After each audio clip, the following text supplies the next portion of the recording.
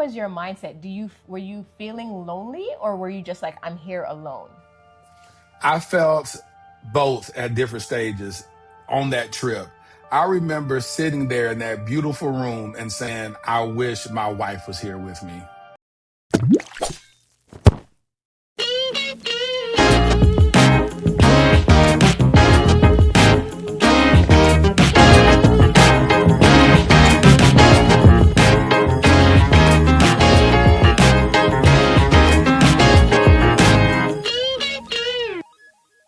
Welcome to the I Can't Wait to Travel podcast, where we talk about everything from relationships to travel and in between. My name is Lisa, and this is my co-host, Anthony. Today we have a special guest. Guest. Oh my goodness, so excited to have him in the building. For years, women around the world watched this man pray for his future wife. Mm-hmm. Some believe they were called to be with him. Mm-hmm. Some even told us that God had sent him as their husband. But through travel and faith and through his journey, he found his wife, and we would like to welcome Mr. Laterras R. Whitfield. What's welcome. happening, family? Listen, you know y'all family, so we family. Yeah. Absolutely. Yeah. Once you've traveled on as many trips as we've done together, you are a part of the family. Oh, yeah. Well, let me tell you something. One thing that I do love about y'all is that y'all operate in the spirit of excellence. And so it made it easy to travel with y'all because not only were y'all taking great care of me, but y'all made sure that every guest was thoroughly taken care of. And I respected that a lot because when you're attaching your brand to somebody else's brand, then it can be a little... you can be a little leery if those people are going to operate in the same level of excellence. But then everybody kept saying, oh, we love working with them. They're amazing. And y'all took exceptional care of them. So thank y'all. Well, we appreciate that. That means the world. Yeah. We've been watching you on the big screen for years with the Dear Future Wifey podcast. And there might be maybe 2 or 3 people left in the U.S. that have not heard about what this podcast is. They're under a rock. Yes, for sure. Let us know, how did the Dear Future Wifey podcast get started? And also, when did you realize that it was a success? It got started April the 15th of 2020. I birthed the Dear Future Wifey podcast as my personal journey to discover, uncover, and recover love.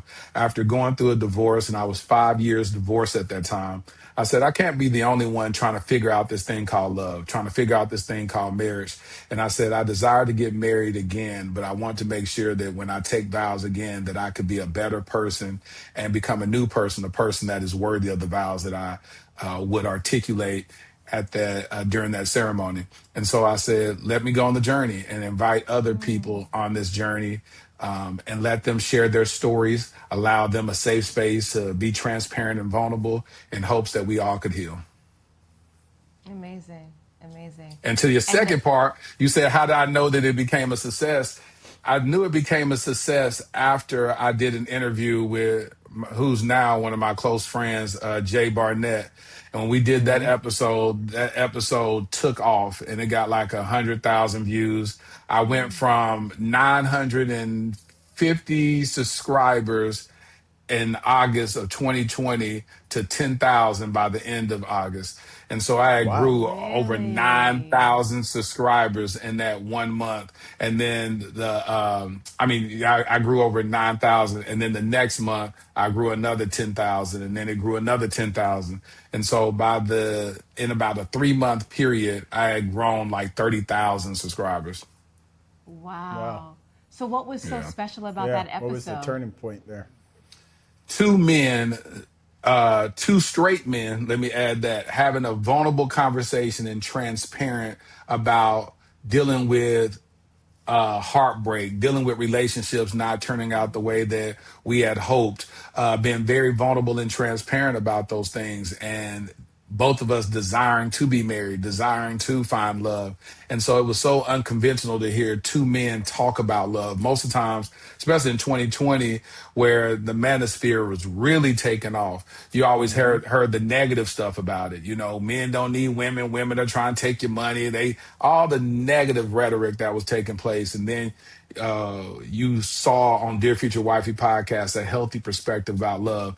Neither one of us was demonizing relationships that didn't work out. We were just both just sharing about things that didn't work out, and still desiring love and finding the value of women and marriage. And so it was just very, very powerful where a lot of women was like, oh my God, I never knew men could talk like this.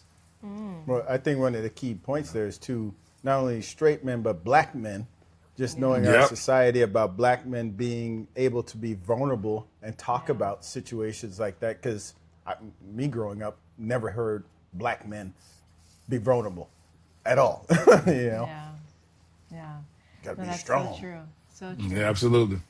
Well, we discovered you when our friends Destiny and Brandon came on your show. And also we had done a trip with Gil from Married at First Sight, and he was on your Yep. show. But Yep. once I watched one episode, I was cleaning that day. And I was like, the second episode, the third. By the end of the cleaning session, I was like 6 episodes in. It just took me, it really, You're and doing as a deep cleaning. Yeah, it was a deep cleaning. I was just like obsessed. I had never seen anything like it before. And you have great guests, but whether they were celebrities or regular people, it was you. You were the special token in it. Yeah. It was great. It was interesting because I'll hear people like I never knew what I was creating while I was creating it. If I had known, I probably got scared early on. Because you have to think to know that because you'll see you saw Dear Future Wife, he grows so much that it began to be so influential. And when something becomes so influential, then now it's under attack. You'll see people creating commentary about it. And now they're judging who I interview. Why did you have this person? This person is this person is that. And it's like, and it wasn't like that at the beginning. People had a safe space to share whatever they wanted to share without coming under the criticism of social media.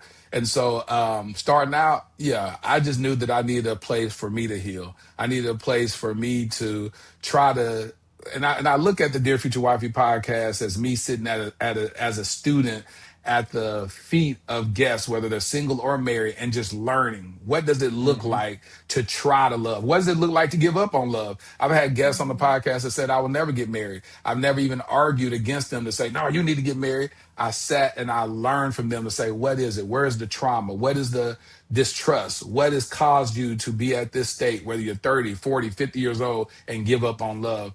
And I was able to learn things about that so I could say, why don't I become a better man so that I don't become the reason for a woman to give up on love? So I just use the Dear Future Wifey podcast as my personal online journal. So it, again, thank you for actually tapping into it and not only becoming a fan of the podcast, but actually a friend in real life. So that's what the Dear Future Wifey podcast was created for, is to create community.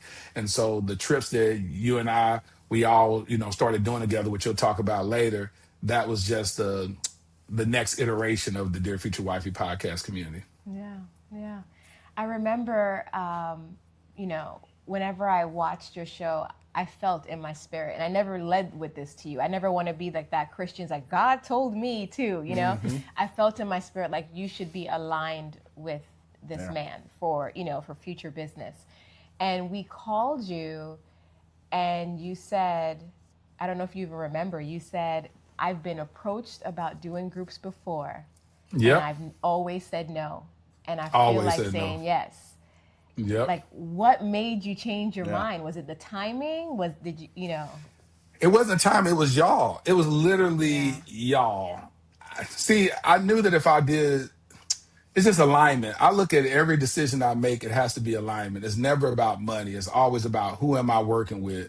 And I just thank God I was right about it. I was right that I was working with a kingdom-minded couple. I was happy that I was working with Black travel agents. You know what I'm saying? I was happy that I was working with people that understood the spirit of excellence. And so it was all those things. I knew how iffy, and I would read horror stories. The reason why I was like, nope. Because I'll look at certain people's profiles, I'll look at certain stuff, and I'd be like, nah.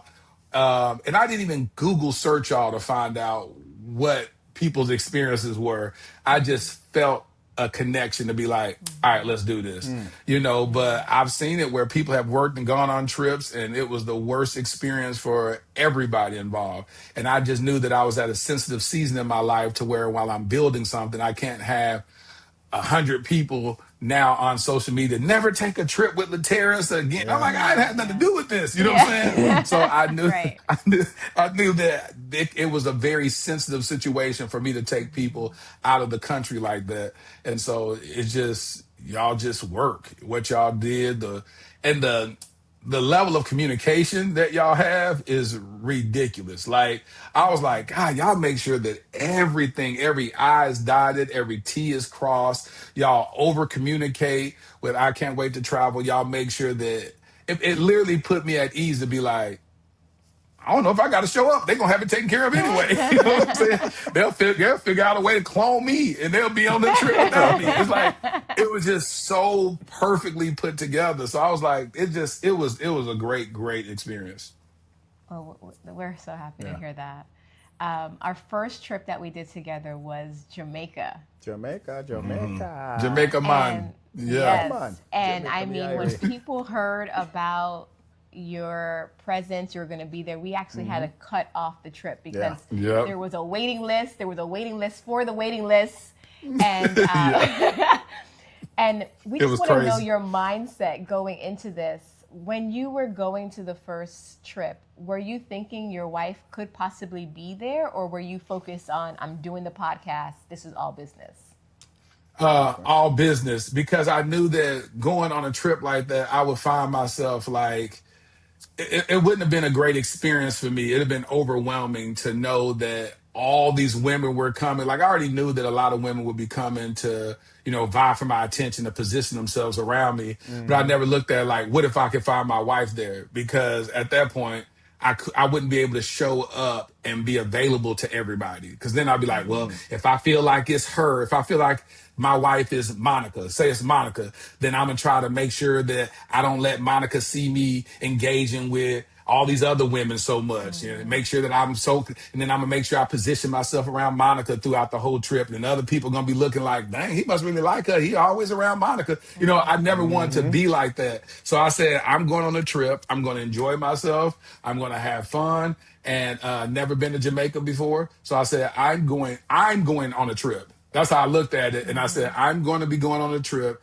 and I want to just meet the community that loves me and supports me. And we just all meet as friends and let's build community together. That's it. But then I watched other people, hold on, Anthony, before you say that, but I watched other people, they start finding their love connections. And so after other people started finding their little love connections, I was just like, dang, everybody else. Now it's like the odd man out. I was like, good Lord, everybody else has found somebody. Everybody else found somebody. What about me? So when I got back home, I'm talking to people. They're like, "Oh yeah, I met so and so. I'm finna fly out to see her. I'm finna do this." And I was just sitting there like, "Well, yep, there I go." I didn't make not one love connection. Nobody. I didn't connect with nobody. Get their phone numbers. I did nothing on that trip. So it was just, but it was great. I enjoyed it. It's all about business, and it's all about timing. The right time, the right person comes up, and we'll get into that later. But at that time, you were essentially considered one of the most eligible bachelors in America. And like Lisa mentioned before, people were coming up to, the Lord told me that he is my husband. Yes.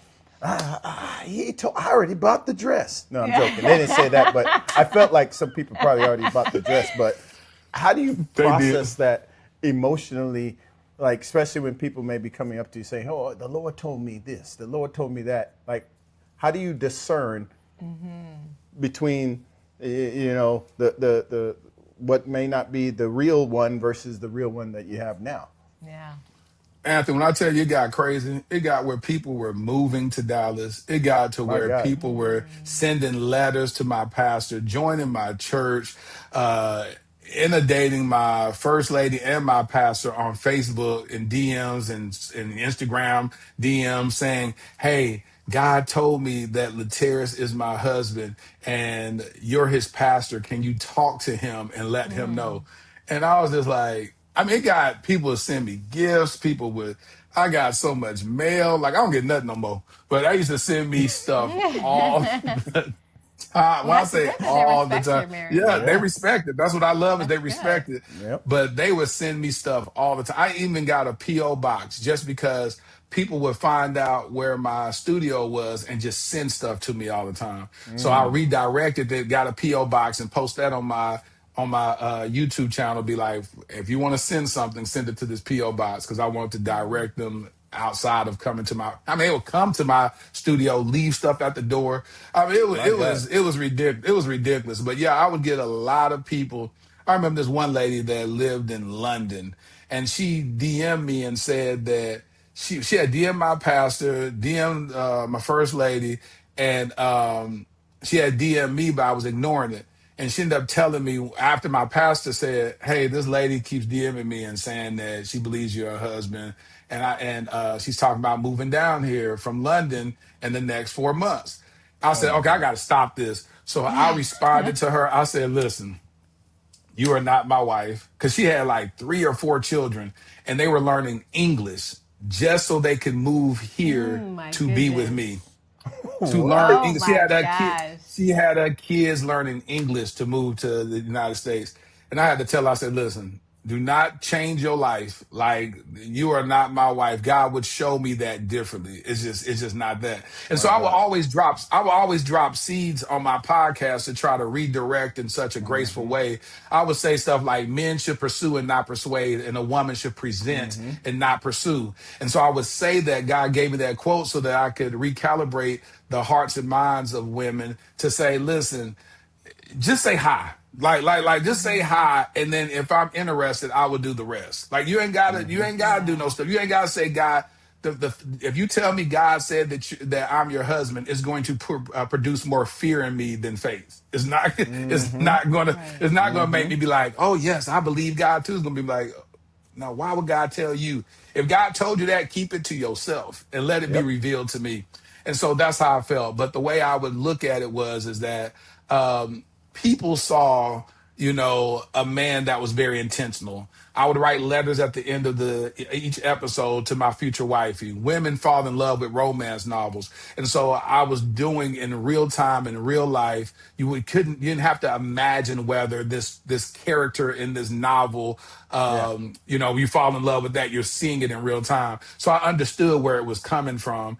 And all I would do is just give grace over the situation and try my best to recalibrate their expectations to be like, hey, listen, that's not what I'm interested in. Thank you so much for your support. I appreciate you, and I believe God is going to bring somebody in your life. And I would literally send them off with a prayer. Sometimes I may send a voice memo on Instagram when people reach out to me and say certain things. I'll send a voice memo to pray for them and say, I'm not the one, but I believe God does have someone out there for you.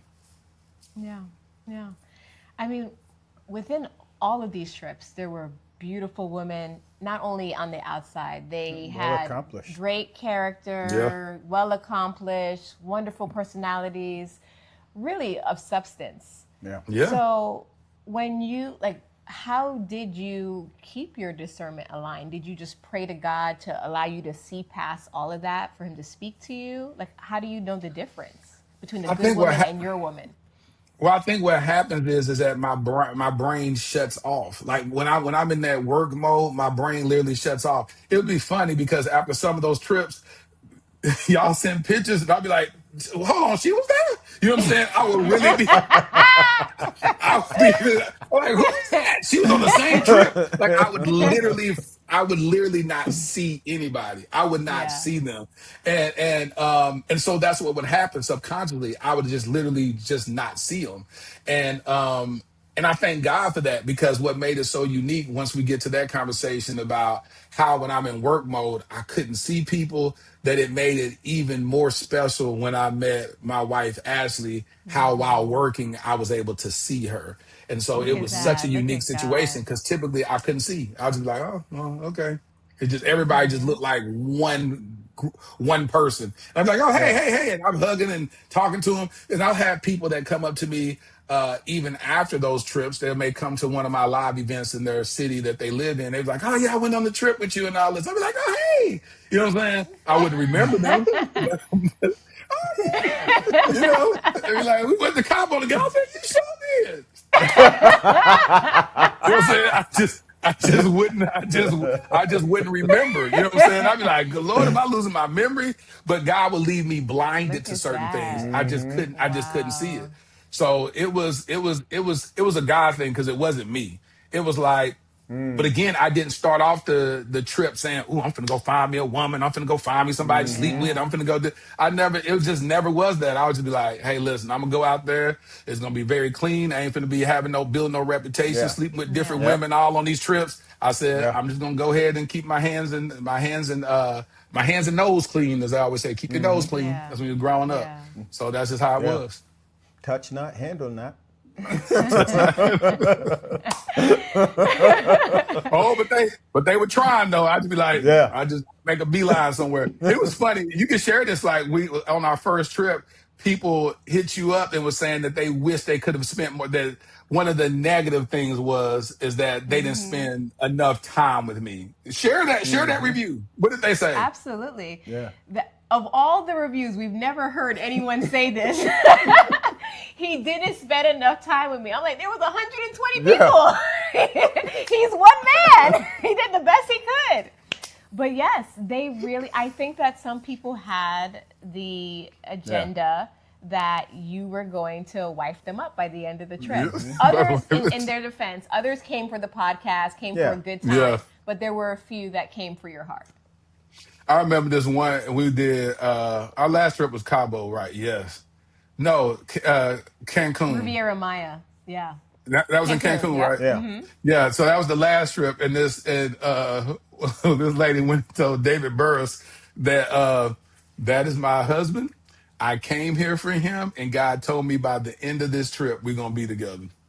And I was like, he came and told me, and David gonna tell that girl, I mean, if that's God's will, you should shoot your shot. I said, why would you tell that, why would you tell that lady that, David? Like you came He here, doesn't know you what came, God said. He can't he step need in. to, he need to check with me first. He need to be like, listen, I gotta talk to the man Oh of my God God. first. Shot. The He man. said, shoot your Well, shot. Talk to the man of God. Told that lady that set me up for failure. I said, don't do me like that. Yeah, I'm well, glad I'm out the game though. I'm so happy to be out the game. Yeah. I on feel our peace. second trip, we went to Cabo, and some people when they cook a good meal, they like to see people eat it and enjoy it. That's definitely you. Yes. Whenever I cook for him, I can't even eat my food. I'm watching him, Like, like just it's waiting to see what he's good. gonna say. Eyeing me like, I just love that. So with you, I just love planning a trip and seeing you experience it. So I was like, Yeah. wait until Laterras sees his room at Oh. LeBlanc. Wait until Oh. he's. So let the people know about your room and how I think Laterras must have ordered room service around the clock in LeBlanc. When I say LeBlanc, that is one of my favorite properties now. That thing Yeah. was so beautiful. It was like yeah. luxury unparalleled. Like I was like, it gave me two butlers. I was very self-conscious about asking the butler to do too much. They was just like, no, we're here for you. And I was just Yeah. like what? I remember one of the SD card adapter for one of my micro SD cards went bad. And that guy went to a Radio Shack. We don't even have Radio Shacks in the United States no Wow. more, especially here. He found a Radio Shack, brought that thing back to me. And I was like, this is just so nice. I mean, the Yeah. food was perfect. It was just beautiful. That whole experience was absolutely beautiful. And so again, that's what I like. What I did I have like a little swim up thing, a swim up to my room, a swim up suite. Had a jacuzzi on the balcony. Didn't even get a chance to get in it, but just everything was just curated Yeah. so perfectly. I was like, this is living. This is what I deserve in life. I started feeling like I'm finally living what I deserve. We love that. Yeah. We definitely love Yeah. that. I mean, by that trip, of course, you're in your single journey at that point. And we've been married. This year will be 20 years of marriage. 20 years. But I can still remember the difference between being lonely versus being alone. Yeah. At this point, you're on your second trip. There's still people trickling in from the first trip. You're getting a little bit more pressure in social media as to why hasn't he found his wife yet. So where was your mindset? Were you feeling lonely, or were you just like, I'm here alone? I felt both at different stages on that trip. I remember sitting there in that beautiful room and saying, I wish my wife was here with me. So I felt lonely in that moment. Then I felt alone when like, as time went. So it's like iterations throughout the trip. I would feel lonely and then I feel alone. I feel lonely and alone. And Yeah. and there is a distinct difference. Alone is just like, you know what, I'm by myself. This is just what it is. And I'm submitting to my Adam season before Eve comes. So I knew what each iteration was at the different days. But I felt lonely because the environment is so conducive for romance. Like it's Yeah. a beautiful environment where I wish I could have been walking hand in hand with my wife at that moment. Like, hey, let's go order. Are you talking about ordering room service? I'm ordering room service. I'm sitting there by myself. You know what I'm saying? So it's like, it's beautiful. It's nice. And I'm just sitting here like I'm eating by myself when there's, dozens of women there on the retreat, but I'm still spending that time by myself. You know what I'm saying? So it was like Yeah. Yeah. it was an interesting dynamic because it also made me at times feel like, am I not giving these women a chance? But my brain couldn't even see it. I couldn't even open my mind up for it. That's what was so bad about it. Because I kept saying, I don't want to be one of those dudes that's going on these trips and I'm just living a bachelor's life and I'm just having sex with all these women. So then Yeah. I would do the opposite extreme and just be sitting by myself. You know what I'm saying? Yeah. Because I didn't Yeah. want nothing to appear like I'm doing anything. So I'd just be Yeah. sitting by myself. So it was an interesting dynamic because, and that's when I felt the most lonely. It's because I said, it's all these women here, but yet and still, I'm still alone. Wow. Yeah. Yeah. Yeah. But just around the corner, you had one more trip. We went to Cancun, and then right after that, you have to tell us the story. How did everything start with Ashley? So the last trip we went on was the Clarity Retreat, and I Yeah. realized how powerful that was. I wanted to make sure that even as I was curating this trip and called it the Clarity Retreat, getting people in position so they can be clear about their lives. I also want the same for me. There's a lot of noise in my life. There's a lot of distractions in my life. There's a lot just going on in my life. And I said, God, I don't want to be deaf. I used to always talk about on my podcast, the sound of my wife, where I want to be able to recognize her just from her voice, just from her touch, that when she crosses into my atmosphere or my environment, that I will be able to recognize her beyond any other woman. And so after doing that retreat, shortly after that, I ended up doing, like, even before that, I did, because the Clarity Retreat was in 2024. That was in 2024, right? That was September Yes. 2024. Yes. Before that, I had did in November 2023. I did Warren Campbell's church, Erica and Warren Campbell's church, Cali Worship, where I met Ashley. But Ashley and I were just platonic friends after we met, because she was like, I just can't see myself moving outside of Los Angeles. And because what I would do is that during the friendship phase of a person, I would just ask questions to see if we were aligned without introducing romance into it. Like, oh, so where do you see yourself going over there? Hey, do you ever see yourself moving out of LA? Do you ever see this? She was like, I would never move. I said, so if God even told you, showed you, whatever, you wouldn't move? No, my husband have to live here. This is where I was born and raised. This is where my business is, all that. Okay. All right. And so we just kind of just friend zoned each other after that moment. And then after the Clarity Retreat, that was in September. Fast forward to December ish, I did a IG live with her because I was like, this girl is amazing. And I hate that she's still single. I want to be the person that can at least introduce her to her purpose partner. We did an IG Wow. live. We ended up just talking on the IG Live. I had one guy come up. This guy came up from London, or he was from London. He shot his Wow. shot or whatever. She wasn't interested in him, and then it just became a cool little IG Live with me, her, Clay, Gravenson, Monique Samuels, and we were just all on this live, just chopped it up.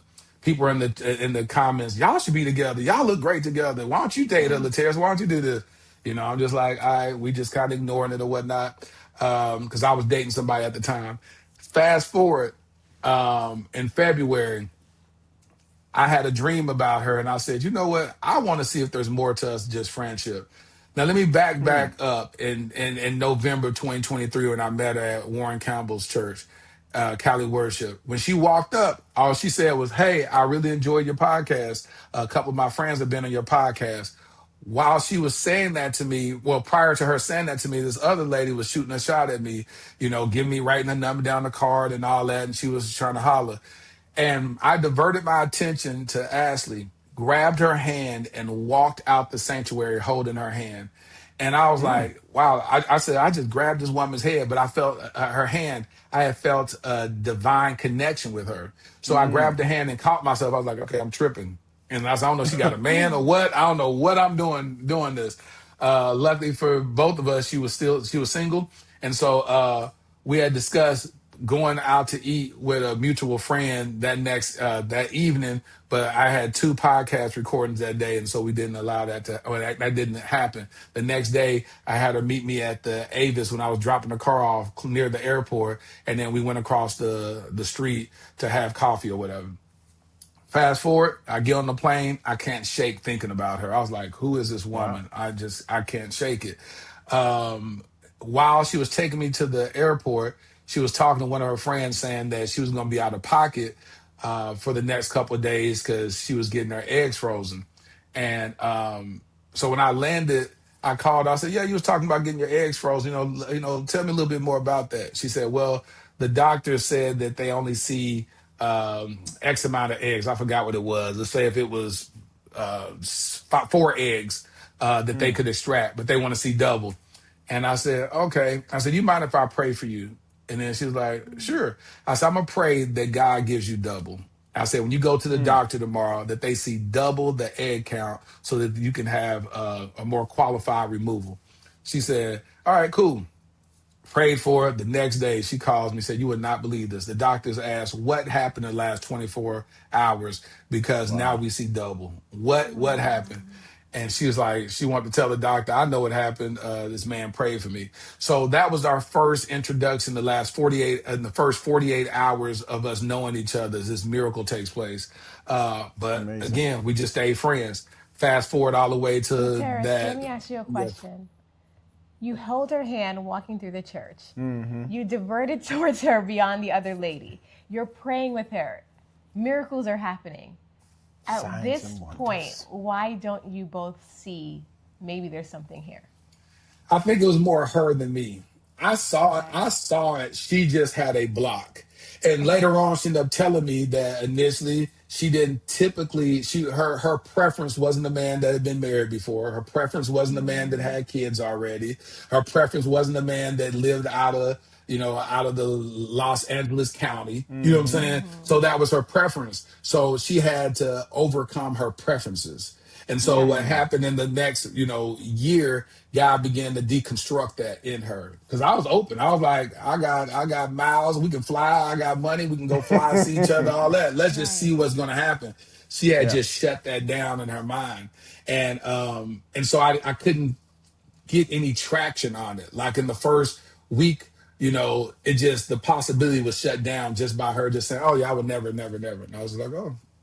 And my whole thing is I say men should pursue and not persuade. I really believed in when you meet somebody, let them know your core values, hear their core values, and see if they're aligned. Don't be like, well, that's why you're single now. You won't give a man the guy, just because I've been married before don't mean I can't be your husband. That's what's wrong with you right now. If you knew who your husband was, you would have all that toxic stuff. Just be like, okay, be a gentleman in it and allow life to represent it in a different way. And that's what God did. And so God spoke to me in that February to say, hey, revisit this. You're having a dream about this woman, revisit this. And so I called her up 6 a.m. I just had got finished doing the podcast at Tasha Cobb's church, and I was in Greenville, South Carolina. And I called and I said, listen, I don't know what this is, but I want to know if there's more to us than just a platonic friendship. I want an opportunity to take you out on a date. Anytime I went to LA, I would call her and we'll go to lunch or whatever, straight platonic. And this time I said, I want to come to LA and I want to take you out on a date. And then I was like, let me know your earliest availability. This was at the end of February. She said around March the 18th. I was like, okay, well, dang, that's longer than I thought. But let me go ahead. I thought she was gonna say, see me tomorrow, and I was gonna book my flight. She said March 8th. I was like, God, that's about 21 days. I said, well, I guess flights will be a little cheaper when you're booking something 21 days in advance. So I said, all right, it is what it is. So I booked that flight right there on the phone with her, and flew out to go see her. And from that point on, literally a week before that, I told her, I said, you know what? I'm committed before the commitment.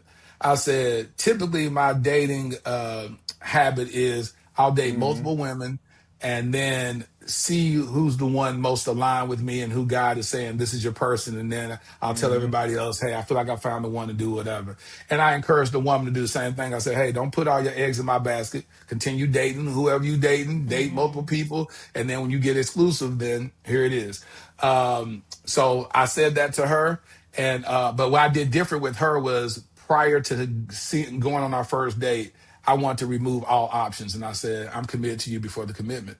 And she was like, okay. And I said, I'm telling you, you keep doing whatever you're doing. I'm just saying that I'm focused on you, period. Wow. Yep. And how did you keep that relationship hidden from the public eye for so long? Because everyone was looking online. I ain't gonna lie, I looked online like, who is this? Let me see if there's any clues. People looking at the hand. Well, this hand was on the podcast before, so that means maybe it's this. I remember when my cousin said, I think I found who Laterras is. Oh, yeah. And I was like, no, that ain't the person. I already looked up that one. But how did you keep, I feel like because you're a public figure, and then now you're dating someone out of the public eye. Usually if you're dating two people in the public eye, then there's all this scrutiny and stuff like that, and you're able to keep that hidden.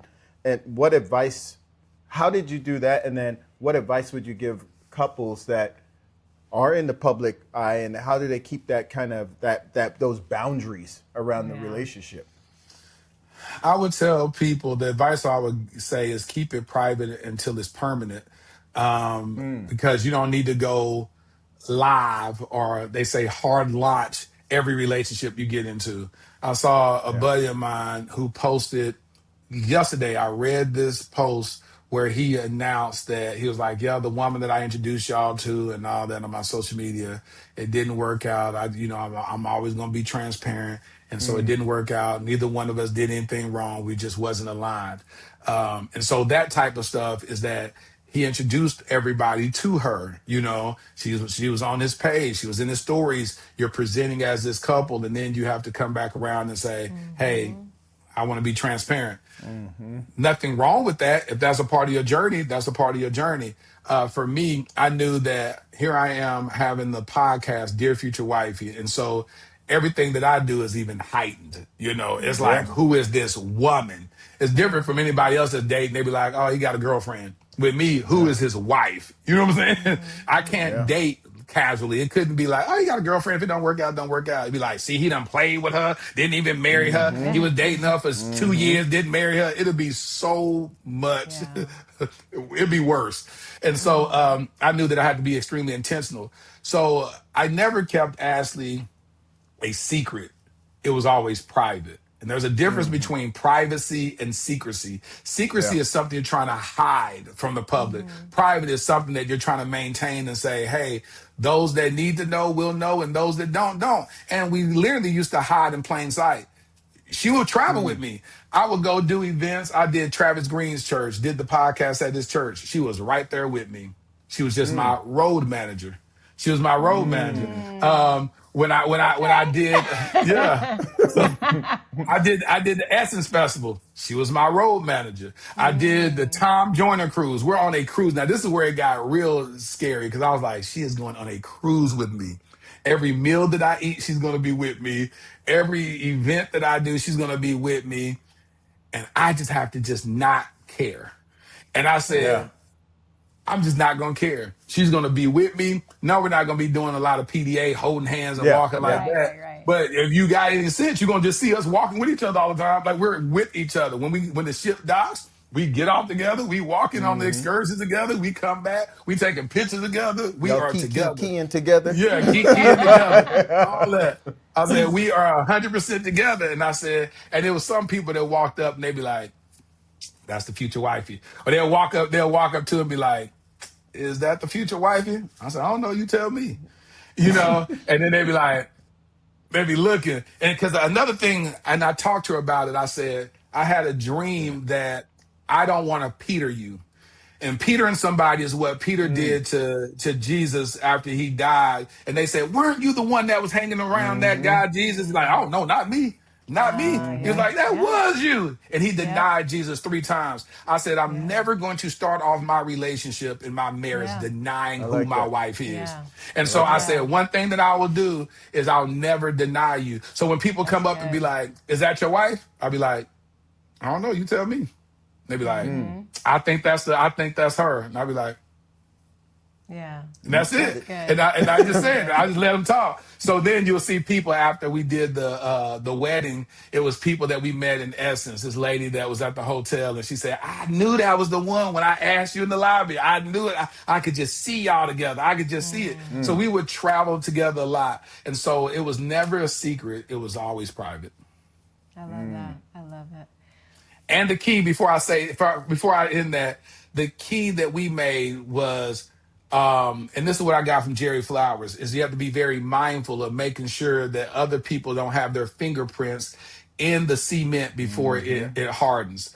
Because what happens is that when you open your relationship up too prematurely and you get all these people's opinions involved into it, they're like, well, now she ain't this or he ain't that, and he ain't, and you getting all this inundation of other people's opinion that you got other people's opinions and fingerprints cemented on y'all's relationship before it hardens. And we didn't want nobody tainting what God was creating.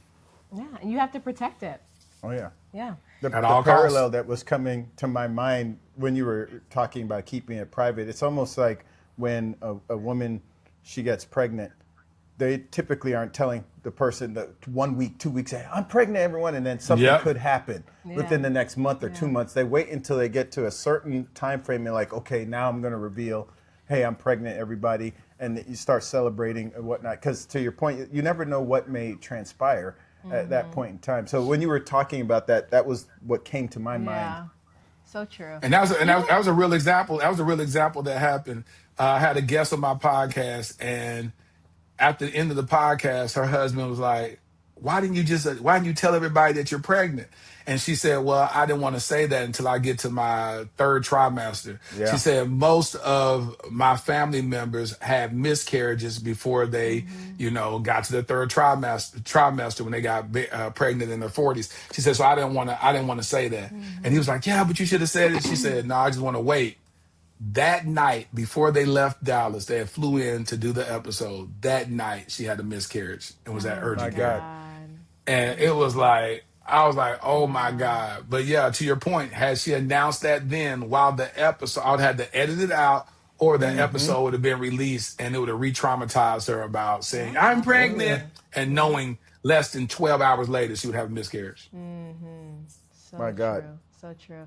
I like what you said about just not having everyone's fingerprints on it. Yeah. Because even we don't have an audience, or we didn't have an audience when we first met. My mom was like, are you sure about Anthony? My dad was like, He was the biggest critic. My dad did not want any part of this. And before he passed, we said it at his, Anthony became closer to my dad than even my brothers. That's how close he became to my dad. So sometimes people are trying to protect you. They're looking out for you. but they don't know what God has shown you. At all. Yeah. Yeah. But you got to take us back. You go on the first date, and then is it now cemented? Now she sees it, or did it take? Or did you have to wear her down from there? You said wear her down. Yeah.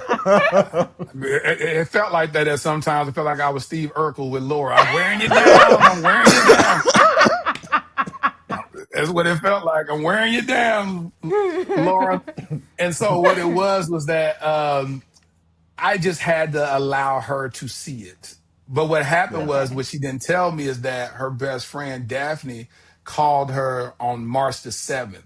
Our first date was on March the 18th.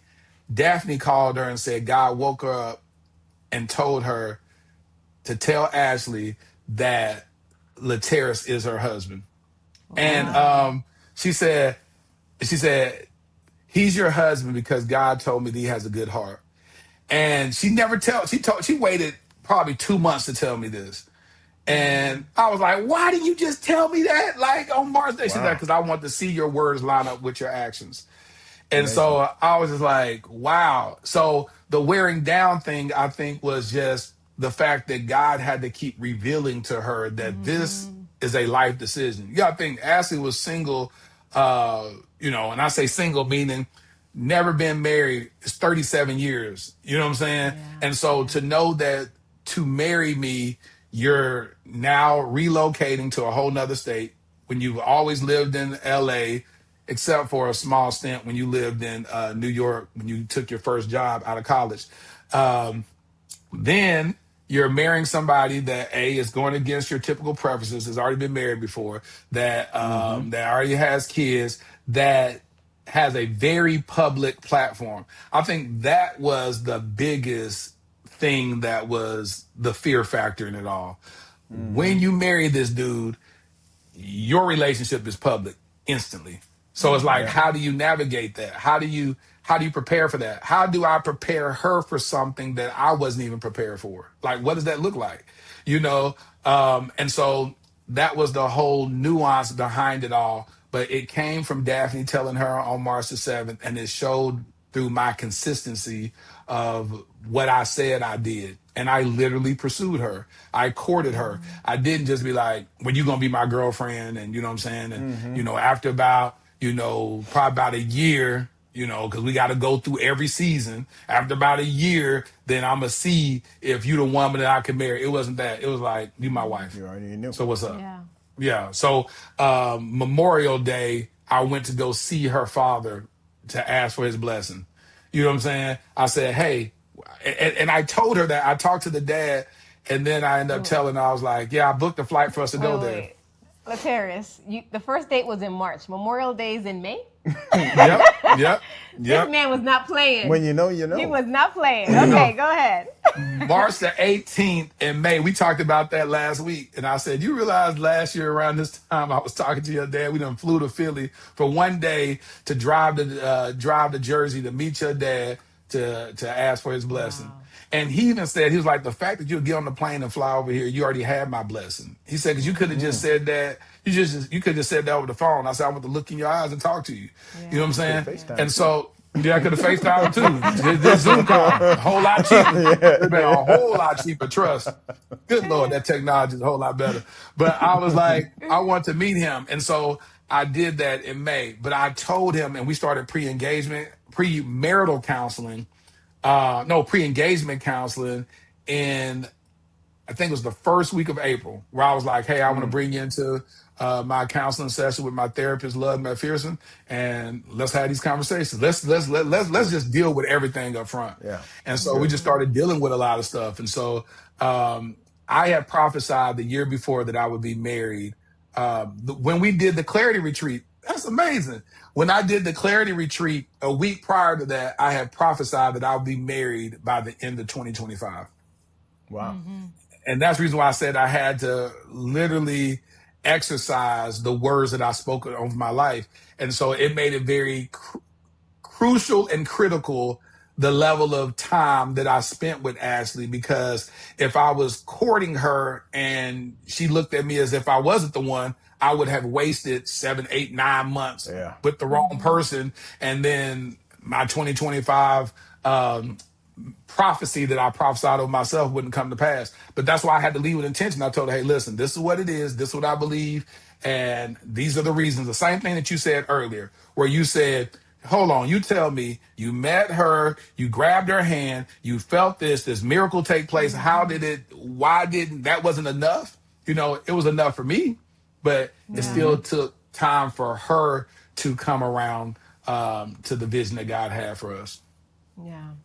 And, you know, I really believe that, you know, it's not a secret. There are critics out there. There's people who don't believe in the love. And I think that it's so hard when you're not a Christian to understand when someone says, you know, I received this prophecy or I have this prophecy by this time next year. And then they think it's your works now trying to make it happen and hurry up to scurry it. And it's like God gave you that peace and comfort in your heart. Like, this is the one. Let it just flow. Yeah. And that's the key to it, is a lot of times people put their lack of faith on someone else's faithfulness to God. And when you read in the Bible and God part the Red Sea and God makes miracles and feed 5,000, and God didn't say, Jesus, they didn't say, well, Jesus, it took him about 3 years to feed the 5,000. You know, if we're going to believe a miracle like that and say God took 5 loaves and 2 fish and fed the multitudes, either you believe that or you don't. And if you believe that, then this is little. Like this is very little, because there's people that are not even believers that can meet somebody and marry them in 1 week. I'm talking about married, fly off to Vegas, get married in 1 week. But then you talk about then somebody like me who has a whole podcast looking for his future wifey, designed to become whole, having all these people in the podcast speaking into his life, writing letters to his future wifey, going through therapy individually, and then God can't make that happen. And the truth be told, it wasn't as quickly as people may hear it. It started the day we got married. We had known each other 2 years. Yeah. You know, like we had known each other 2 years from the day we got married, almost to the date. We met November the 26th and we got married. We met November the 26th of 2023 and got married November the 22nd of 2025. So it's like, and then when you talk to people and say, so how long are you dating that person that you're with? And they haven't married you yet. And they be like, well, we know each other 2-3 years. Okay, so it's the same thing. So why are you saying that what happened in 2 years was so short, but you wish you could have gotten married the first year? So it's just, it's all about perspective. They looking at it as a sense of, so you met, y'all went y'all first date, March the 18th, and then y'all got engaged July the 13th. And it's like, because we had already built a friendship through all that time. And I always say, go from friend to fiance, build something solid. So when you take vows with somebody, that you know what you're taking vows for. I think that's the best relationship, is because me and Lisa knew each other as friends initially. Before, the crazy part is I actually tried talking to one of her friends back in the day. Talk to him. Talk to him. Because I thought I'm gonna have you on the podcast. But I didn't really know, so I was like, okay, well, I'll go over here. But you don't even want to know what was going through my mind when he asked my friend for her number. I'm like, this brother right here. I didn't know. I just didn't know. I thought my homeboy was trying to holler, so I was like, you know, I'm gonna go this route. So were your homeboys together? Y'all met them together? Yeah, we were friends. No, he already knew that. My friend actually knew Lisa, did her Sweet 16 party. He was the DJ. And Sweet 16 party. So he knew her for years. But I still, you know, like, dude, you just never know. He thought you he know? had a hidden I thought he was really playing the long game. Yeah. You know, the long game. The 5-year long game. Hey, dudes will do it. They will. I mean, it's in the Bible. They will. So y'all got married at what age? I was 24. He was 20. Okay. What's that? Yeah. Okay. Yeah. Oh, yeah, because I had just turned, Yeah. I turned 28 that month. Yeah. It was in November. Yeah. But I knew, too. I knew that she was going to be the one. I said, I knew. I even went back. We had. You didn't know that night when he asked my friend No, for her not number, then. Not then. Yeah, thanks for clarifying that. I didn't know that night, but I knew. I went away to college and came back. God gave him some time to think about it. He gave me some time to think and reminisce. Oh, my God, what was I thinking? Lord, you bring it back again. I ain't going to mess it up. But did you ever date the friend? No. We just talked Okay, you just on got the the phone. phone. Hey, Yeah. yeah. It wasn't gonna go anywhere. I don't know what I was This doing. is so random, Laterras. Crazy thing is, I am still her friend to this day, Yeah. right? So Yeah. her husband and Anthony are friends. He's Yeah. like, don't bring up the Don't story. bring up this story. Don't bring it up, please. So embarrassing. He tells you don't bring up the story. Yeah. Don't bring it But up. guess what? We're here now. He We're knows. here now. We're here now. But that's real, and that's why I be thinking that people need to be mature enough to be able to handle stuff like that. If it don't work out, don't work out. You know what I'm saying? It's like Yeah. you talking about It doesn't. kids. Like sometimes people, and I've had these conversations on my live shows. I'll be like, so if somebody try to talk to your friend first, does that automatically disqualify them from ever talking to you? If you try to talk to my friend first, Yeah. I'll be like, but how immature is that? Like when you think about how immature is that, because it's like, so if that's your husband. You're saying because your husband made a decision before he knew that you was his wife, and that one little thing now disqualifies him. So now, what if that causes you to be single for the rest of your life? Oh, Is it yeah. worth it? Yeah. Is it worth it? Well, I Yeah, mean, it's a come on. girl code. It's a loyalty thing because if I don't want Just watching to that have last night. somebody. Yeah. What was that? What We were happened? just watching that last night. We saw that on We some were show. talking about girl code last night. Yep. Yeah, it's a girl code. You try to talk to my friend because it's like it don't even make. We're talking about It's a immature. husband and a wife. It's like that supersedes all that little. I was interested. What does interest really look like? You know what I'm saying? It just doesn't make sense at the end of the day. What was she one of the bridesmaids in the wedding?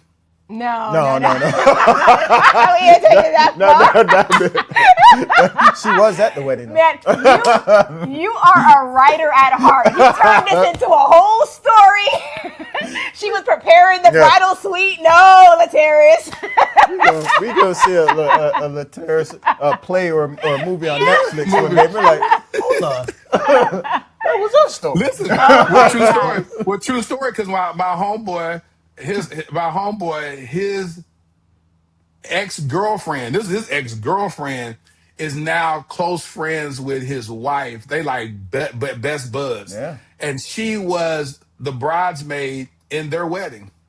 Wow. And this is somebody that did like the wife didn't even know this woman prior to her dating my homeboy, and they became such close friends that she was the bridesmaid. And he said it's so awkward because she'll come over to go hang out with the wife, and he's sitting there like, God, why are y'all so close? Why are y'all? This is so weird for me. Yeah. Why are y'all best friends? And they're best friends. They became best friends. So that's so preventable. So I'm saying if somebody can have the level of maturity to go from becoming best friends and having that girl as the bridesmaid and your wedding, then somebody that's sitting up there saying, hey, I think I like your friend, and then it don't go nowhere. And then like,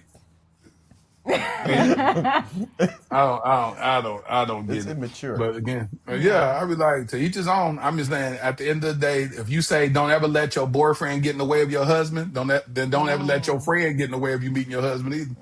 That's true. That's true. It's just the reality of it. You're preaching. So But Terrence, I still don't know how you even got to a proposal. How did you propose to Ashley? That is so true. Man, I want to do it big, so I want to propose at the same place that I first met her, and so I had to create a whole alibi of at the church, and so I had my friend Michael Bethany co-write a song with me for the proposal. I got my boy Kenny Lattimore to sing the song, called Warren Campbell to produce the song. And so we flew to LA one time to record the song, all that good stuff. And I ended up telling her that I had to go shoot I had to record Kenny Lattimore singing a song in the studio and shoot the B-roll, which was true. I had to go record it. I didn't tell her that it was her song that we was recording. And so so I fly to LA, we go record the song, and then of course I'll see her before I leave, and then set up the proposal. I told her that me and Ladarian for summer before he goes back to school for his senior year, I want to take him to LA. So that made it where it made sense for him to come there. And so I go to LA, and I tell her that Warren Campbell and Erica are working on a new reality show, and they want me to be a part of it. So I love it. I love it. I love it. and I said they want me to be a part of it. So that's how I could get her to dress up. And I said, and you can come as like my manager or something while we in the studio. She's like, I mean, but why I gotta go? Why don't you get like one of your PR people to go? I said, I don't want them coming for this. I want you to come. So I want you to come. I said, she's like, but why I don't need to come? I don't want to be on camera on a reality show. I said, just come. You just come. I said, I will make sure you look good. Let's get your hair done, makeup. I'll pay for everything. Let's go get your outfit. So I go take her shopping. I go get her a nice St. John suit and all this type of stuff. Okay. Because Ashley is very conservative. And so if she knows it's going to be at a church, she's going to want to dress churchy. You know what I'm saying? Right. Very conservative. And I was like, well, no, I ain't gonna be going to a church and I'm not dressed properly. I said, but it's not in the church service. And she was like, but still, I want to make sure if I'm going into the Lord's house, I need to be dressed. I said, it's after church. All right, cool. So I got her I said, good Lord. Jesus. So I went and got her a St. John suit, Gucci shoes, got her nails done. Everything was taken care of right. We go there. And because I told her that they're going to start recording us as soon as we get in the car I get out the car in the parking lot for the reality show. And I ended up calling my homeboy, one of my best friends. He flew out there to come shoot it. So they got the camera crew following us out. She's like, God, this is really deep. They got it. I said, yeah, it's B-roll. They just want all this. And we walk into the sanctuary. Now listen, we get into a nice little old conversation about a week prior to that. It was an engagement that took place at our live show that I did for Dear Future Wifey in Chicago. And we all went out to eat afterwards. And like she was my road manager, and me and the people went out to eat. And then she said, when we get engaged, I want to make sure that, our friends and family, we can go out to eat afterwards. And I was like, she has no idea. I already had planned. The restaurant has already been booked. Wow. Everything been paid for and all that. And I'm proposing to her the next week. I was like, don't worry. Whenever we get engaged, it'll take place. But I had told her one of the caveats is when to show her my intentionality when we were dating, I said, if you don't have a ring on your finger by September the 1st, then block me. Because that means I was another guy that came into your life and played with you. She said, okay. All right. She set up a calendar request, said block Laterras by September the 1st if there's not a ring on my finger, and invited me to the calendar request. Cool. But I already planned to propose in July. And so, because I wanted to make it so far away that she couldn't even, predict. So did that on July the 13th. I had all her friends, her family members there. There's about 30 people there. And they lined the aisles. And so when she walked down the aisle, everybody gave her a rose, a forever rose. And gave her the rose. I go on stage, give my speech. Kitty Latimer comes out, sings a song. And then I bring her up on stage and I propose to her. And so that's what happened on July the 13th. And so then we had a conversation prior to that to say that once I proposed, how do you want to go about that? Are you okay with me doing this mystery bride thing where I reveal you at the altar? And she was like, yeah, because that was because her pressure was that all these people going to see this. And I was like, I can buy you about a good 4 months where your anonymity can be withheld. And November, there's no turning back at that point. And she was like, bet, I like that idea. And so that's just what it was. And so we curated the whole mystery bride where her hand was on my shoulder. And that's all you saw in the proposal. You didn't see her face. You just heard her voice. And then I go on this journey of the mystery bride, and people started spoofing the videos, and it became really, really fun where people, like Anthony was saying, was trying to say, who is it? Is it this person? Is this person, this person? And they're creating these fun little videos and asking questions. And then the great reveal took place to where, 26,000 people are watching our wedding live. Yeah. And now she has this big reveal in front of a massive audience. And so it did even more than what a typical proposal would have been. Now they're actually watching the wedding, which we wanted people to be invited to because we made it a whole worship experience. Absolutely. We were watching it. Oh yeah, we Yeah. were watching in St. Lucia. Yeah. We were Yeah. in St. Lucia Because for my Cause birthday at that y'all time. had invites, cause y'all had invites to come too. Yeah, Yep, yeah. yep, yep. Well, Yeah, so I it was don't know great. if you checked lately, but it's at 438,000 views. That's crazy, ain't it? Wow. So we had maybe 100 people at our wedding, and that was pressure. How, like, are the nerves through the roof on the wedding day for both of you with so many eyes on the wedding day? For her, it was. She said that when she was walking out, one of her bridesmaids, she said, "How many people on the live?" And they said 5,000. And she got nervous. And Right. then a couple of seconds later, she said, "How many are there now?" And they said, "You don't want to know." And then she left. You know what I'm saying? And so she was just like, get out the way. But before I walked out and I looked and I saw where it was like 5 and then it was like 10, and I was like, good Lord. So my brain automatically shifts into production. I was like, I hope everything happens right. I hope the shots are right. I hope this is, so my mind goes into that or whatever. But yeah, after we got off and I saw that it was 26,000 concurrent viewers, I was like, what? I was like, this is crazy. And by that day, it was 120, not even that day. It was about an hour. I posted on my social media. It was like 3 hours later. It was like 126,000 views or something crazy. I was like, wow. And then, of course, we started getting calls from New York Times. We did a cover story in New York Times. They did a whole spread and all the publications and Tamron Hall and all that. That began to be a little overwhelming for Ashley because it was like, okay, I go from operating in anonymity, even in her private life, just even outside of just Dear Future Wifey, but her Yeah. private life, she just wasn't posting. She had like 2,000 followers on Instagram or something like that, and then jump up to 10,000 in 3 days or something crazy.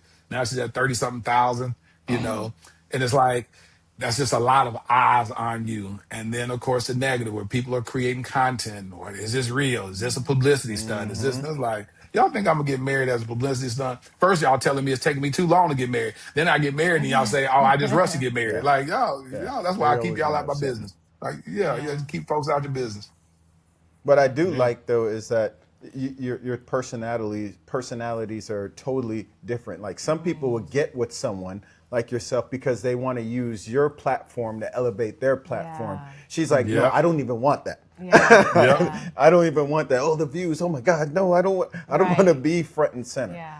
So that Yeah. just shows the purity of Right. that relationship. So when people Good are point. making these comments, it's like, look at the situation for what it truly is. Yeah. Yeah. Yeah.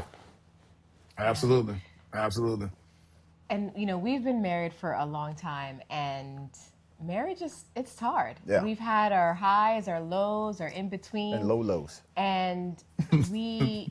Yeah. You better put some high highs in there. You Yeah. brother, you better Low put some lows and high high highs. highs. That's some high highs. High highs all the way in heaven. Abba. Abba, ba, ba, ba, ba, ba, ba, ba, ba. Untie my bow tie. And we had no cameras. So now you have Yes. like the critics, the pressure, and just the eyes who are like, what are you doing to just even like kind of just protect the marriage even more than the typical marriage? I remember watching a movie years ago called Fireproof. And like we're Oh, I love that fireproof in movie. our marriage. Yes. And so we're Yeah. fireproof in our marriage to where we don't allow public opinion in our household. Because at the end of the day, if you go watch something online and then bring that into the relationship, there's a problem. Because at the Yeah. end of the day, you're like, now Yeah. but that ain't what it was. I remember I saw a video that said that Ashley pursued me. And I was like, if that's so, that can't be so far from the truth. Like, are y'all like that? And I be wanting to respond. I be wanting to make Right. videos where I'm responding, be like, no, let me tell you what really happened. You know what I'm saying? Yeah. And Yeah. then I had to learn to be like, you'll be going down a rabbit trail trying to debunk every comments that Yeah. someone says if you go down that path. And Yeah. so Yeah. we've recalibrated and we just told each other like these people don't know us, and Yeah. we know what we got is solid. We love it, and we just won't allow them to. It was funny because a minute ago we was gonna make a video prior to this because I was in one room, she was in another room, and we were just talking on the cell phone. And she's like, "Do couples be sitting up here on the phone with each other while you're in a different room?" I said, "This is so, y'all do that too." And I said, "You'll be amazed if we did a video. There's gonna be a couple of couples that's gonna come out and say we do the same thing." You know what I'm saying? And it's like, and I said, it's so interesting, but like those moments to say this is real. It wouldn't be we're trying to follow a TikTok trend to say I'm talking to my wife in another room while we're here. It'll be literally documenting what we're doing. So we want to start doing even more of that type of lifestyle reels and videos where just we invite people into the little funny parts of our life. And we're wise enough to say everything isn't for public consumption. That a lot of stuff we don't go share publicly. As transparent as I've been in my personal life, as a bachelor, I'm not going to be as transparent as I was when I was single, because at the end of the day, now I'm married. And so now I got to be able to say, all right, what are you comfortable with me sharing? What are you not comfortable with me sharing? All right, cool. I reserve that. That's private. And so that's the type of conversation that we had while we were dating, and we continue to have as we're married, to be like, are you comfortable with this? Are you not comfortable with that? And give her the leeway to weigh in on what is for public consumption and what's not. Yeah, that's so good. So good. Yeah. And definitely, if you're not doing it, I don't know if you guys are, continue the counseling. It's Absolutely. beneficial. Absolutely. Sure. Yeah, that was the core value of ours, is to make sure that we maintain counseling. Oh, 100%. And two, something that you just reminded me of something I want to say earlier when you talked about the core values and people not compromising their core values going into relationships. Because I know people, friends, close friends, and they've compromised for that other person. They've compromised their values, or they were all into the church, but then they started dating somebody who wasn't in the church, and now they're nowhere to be found, knowing that they were all brought up with certain core values, certain principles, and then they just go out the window. It's critical to have that foundation and not compromise.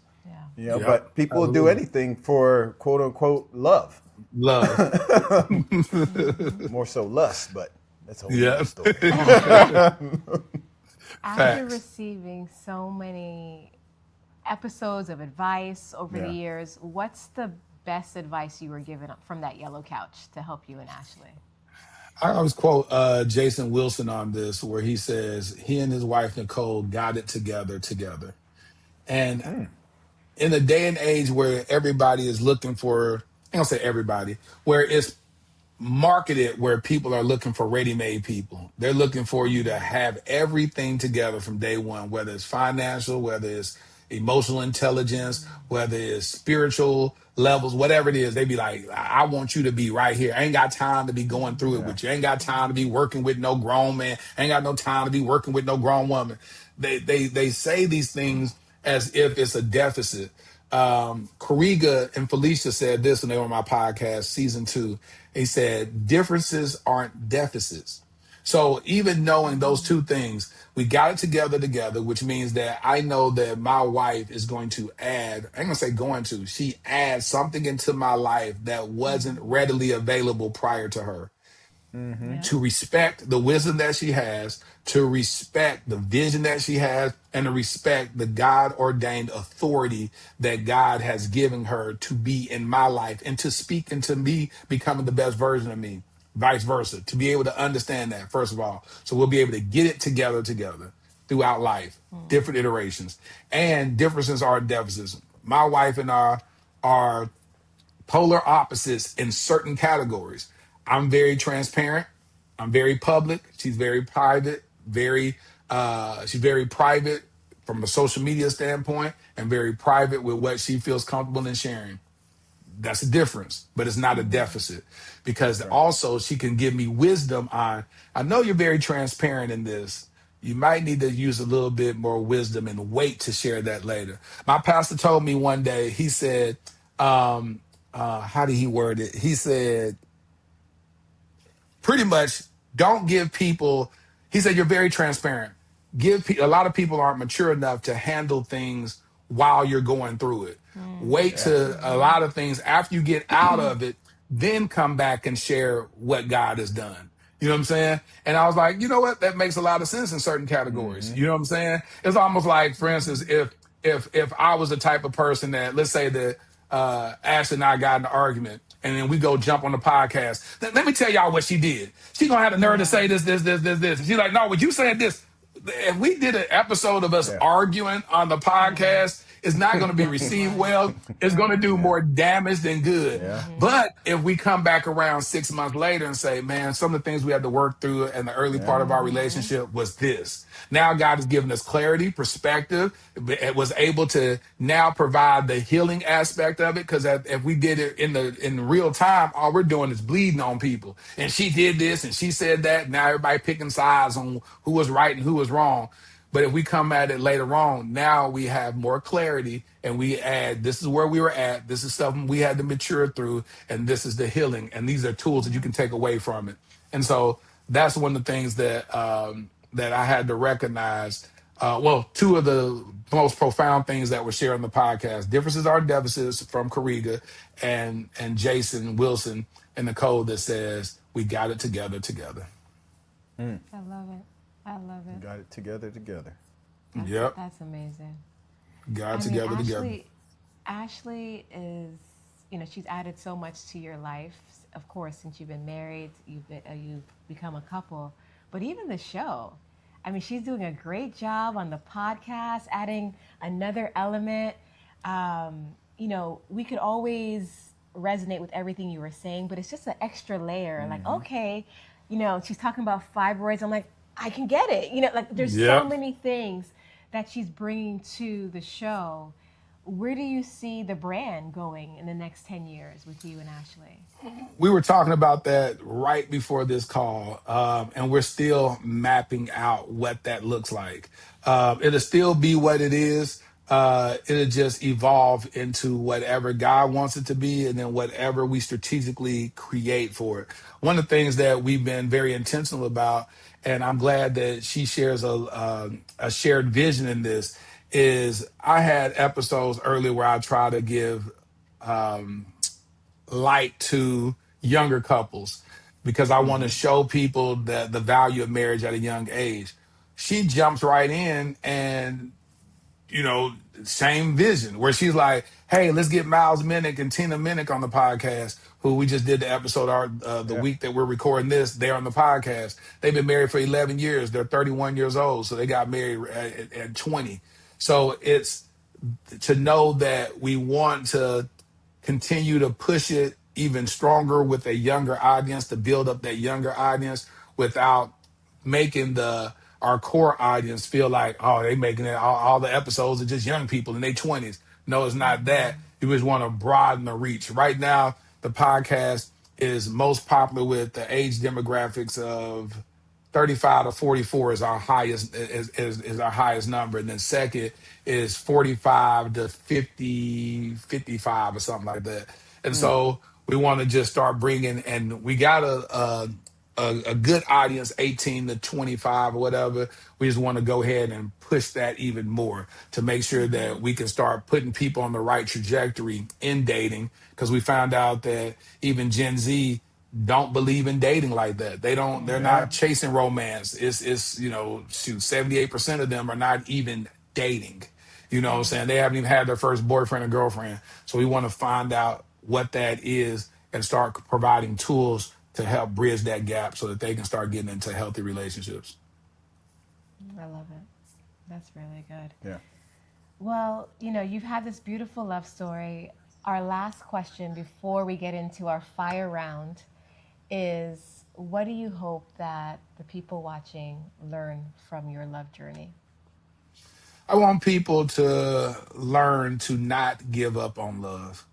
A lot of love can become very cynical, especially after you've kissed a lot of frogs, after you've met a lot of court gestures in these dating streets, and you can get real cynical about love and say, there's so much pee in the day. There's so much pee in the pool.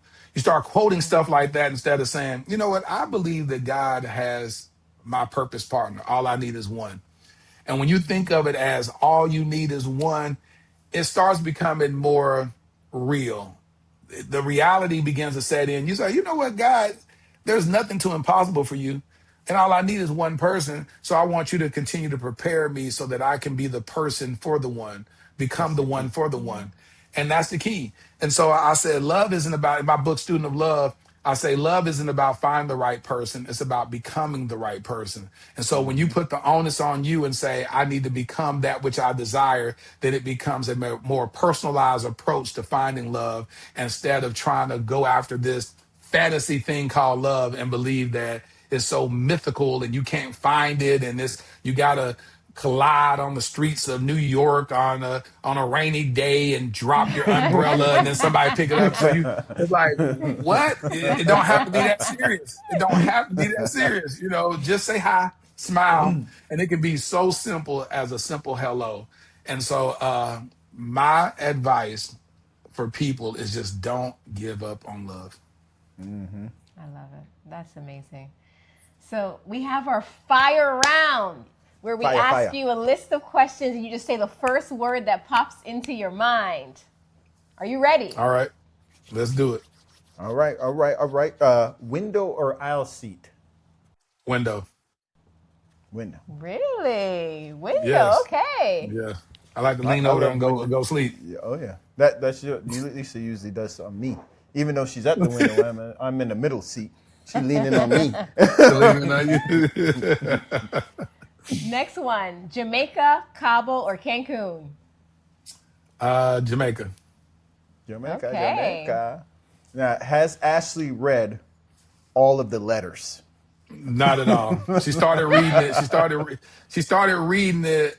Her first letter, which the video that I'm creating is her reading the first letter. That's nice. The vision is always there. I tell you. So, matching outfits with you and Ashley, yes or no? Yes. Look at that. Look, he won't do it. I try he not to. He won't do the I'm surprised he's even wearing black. I didn't know you were wearing that. I was already out here already, and this happened last week too. I wore green, we both random green. color, and just she came out wearing green. I was like, what in the world? So when we started doing the podcast, that's what I want to introduce in this season for us to match all the time. So now if you look at every episode, we're matching. It takes a lot of work, but it's like we're matching. It's cute. I think it's cute. Yeah. Yeah, Oh, yeah. absolutely. What's the most romantic destination that you've traveled to? In your opinion? It would have been Cabo when I went to Cabo, and Cabo was that. I wanted to say where we went to. Where we go to our honeymoon and start with A? Aruba. Where we go?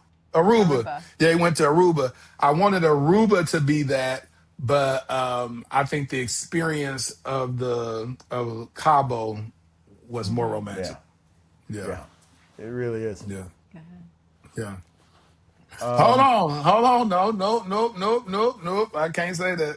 When we went to Couple San Souci, that that villa that we stayed in, Oh yeah, that thing was nice.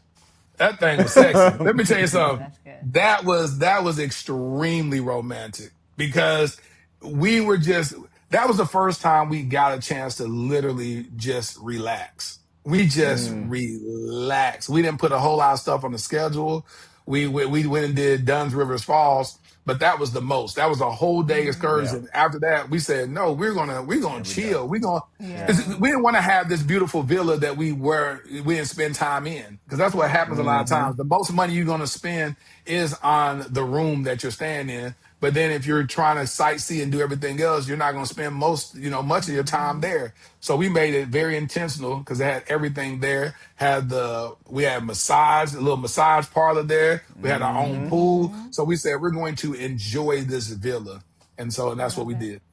Yeah. When I saw that villa, when we went there and I saw that villa, I was like, Lisa, why are we in that villa? Anytime we go somewhere. One of them. Oh yeah. Oh yeah, well every There's time we only go one of somewhere them. and then Lisa, we have a good room, but then Lisa showed me something else on a tour. I'm like, why are we over The here? eyes of this man are never satisfied. Aw. He said, "I want that. I want that." Yeah. Yes. One thing you refuse to travel without. Without without my camera, my phone. I mean, Yeah. Yeah. Oh my yeah. Understood. phone, my phone. I wouldn't survive without a phone. Oh, I know. Yeah. And what's your biggest vacation pet peeve? Not a room not nice. Oh Yeah. I yeah. gotta have a Oh nice. yeah. My room gotta be nice. I'm a room snob. Mm-hmm. I want Yes. my room to be nice. I need the hotel to be nice. I need it nice. Yeah. When we were on vacation once in Mexico in our early days, and we were like, man, this room sucks. We Yeah. went and walked on the beach looking at other resorts, and then we found one that we liked. We're like, we're gonna switch to this Yeah. resort. Yeah. Literally that day, I Yeah. was like, I think we stayed one night there. Yeah. I'm We like, stayed I one can't do night. it. I can't Yeah. do it. Can't do it. Can't do it. Can't be in a beautiful city in an ugly room. Oh no, That's so true. That is ruins your so mood. Can't do it. true. Can't do it. So the destination that changed your perspective on life. That would have been Cabo. Oh Because when I man, we went to need to get you Cabo, back to What? Yeah, we Cabo. gotta go. We gotta no, go. because the experience, I'm telling you, it made me really feel like this is how I'm supposed to live. It was I the love it. Yeah. resort was beautiful, two butlers. It was just the food was great. It was just that was the most perfect thing from food and the environment. Because I Yeah. like a lot of the contemporary look. You know what I'm saying? I like Yeah. stuff very modern, contemporary. I like that whole thing. So it just nailed it. Even during the podcast, they kept the food coming, the drinks. It wasn't Yeah. just like, oh, Uh, here's some coffee and water. I was like, where do they Yeah. do this it at? was Yeah. I remember that. I was like, oh, this is just nice. Like they know what they're doing over there. They know what they're doing. Oh yeah. Well, Yeah. Laterras, I mean, we don't have to tell you, but we will try. You have touched the lives of so many people through your Oh yeah. podcasts, on our trips. You've helped our business. And I we are really just so appreciate it. grateful for not only giving inspiration to people of all races in love, but just giving inspiration back to us to know that God is truly in the midst of it all, in the big things and Amen. the small things. And we are just so honored to have you on our show. And could you please share with the people who are not following you where they could follow you, where they can find you, about your book, so they can get all the deets? You can follow me on YouTube at Dear Future Wifey, on Instagram, Dear Future Wifey Podcast. My personal page is Laterras R Whitfield, Laterras, the way it's spelled on the screen, R Whitfield. And my book, Student of Love. You can purchase it everywhere you purchase your favorite books, as well as on Audible. It's available on Audible. And Student of Love is your guide to discover, uncover, and recover healthy relationships. And so it's a powerful book. And it's not just a book about romance, about finding relationships and finding love. It's about becoming a student of love and however it shows up, not just in romantic relationships, but even loving mankind, to be a better neighbor, to be a better brother or sister, to be a better father or mother. It's about just becoming a student of love. And so that we can actually do life a whole lot better. The world just needs a little bit more love. Amazing, Yeah. amazing. Make sure that you guys are following us, like and subscribe. If you want to go on a trip with us, make sure that you look below. We have our website link, our group trips link, and maybe Laterras and Ashley would do another trip in the future with us. So we Absolutely. will make sure that you guys know all about it. So take care, have a good one, and come back next week. Good. Make sure y'all subscribe to their channel. Subscribe to their channel. Love it. Love it. Thank you so much.